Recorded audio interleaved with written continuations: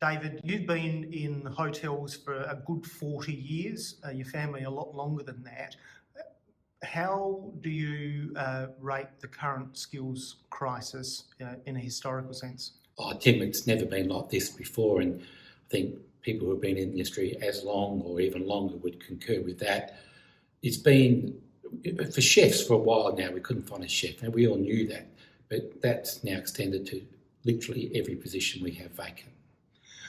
What needs to be done? The Skills Summit has ended. The AHA has put forward its position and was represented. What are the key things that we need to fix the problem? A lot of the stuff that we've presented, we've been talking about for some time now. So clearly migration is the issue. You know, the idea that these migrants are taking our jobs, that was laid bare by the pandemic.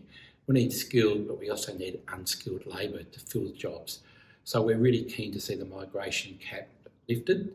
It's critical that South Australia gets its share, and we've spoken to local government people here about making sure that South Australia gets its share.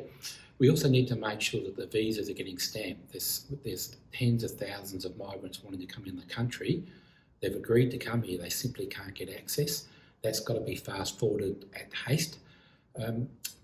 It's a competitive market to get backpackers and other people into the country. A lot of the Northern Hemisphere countries are doing it far, far better. So we need to make sure that our visa situation is competitive against the likes of America, Germany, Canada, where it's a whole lot easier to get access. Let's get rid of those hoops to jump through. But it goes deeper than that as well. It's not just about migration. We need to get age pensioners back in the workplace 1-2 days a week. 3% of age pensioners earn an income outside their pension or maybe their super. In New Zealand, it's 20% plus. So those people who've got a lot of knowledge, they've got some soft skills that we can use, and we've got to capitalise on them. We've spoken a lot about how training works. We can't have our kids tied up in classrooms. We need them in our venues, shorten training courses, make them more adaptable to today. The 4-year apprenticeship includes things like bakery, butchery. Well, a lot of the pubs don't need that urgently. Those kids are more than welcome to do it post-graduating, but let's get them in our kitchens leading our teams.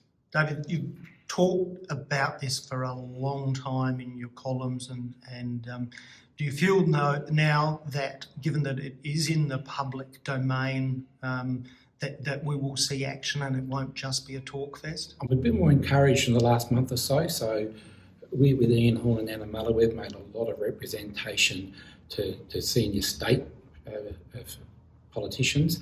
They're hearing that message, and that included a meeting with the Skills Minister very recently, who was very sympathetic towards it. So never waste a good crisis, and you get a sense they're starting to hear those sort of things. And of course, we need one thing for an apprenticeship to start. It needs to end. And you know, any of our colleagues know, anyone watching this video knows there's a massive dropout.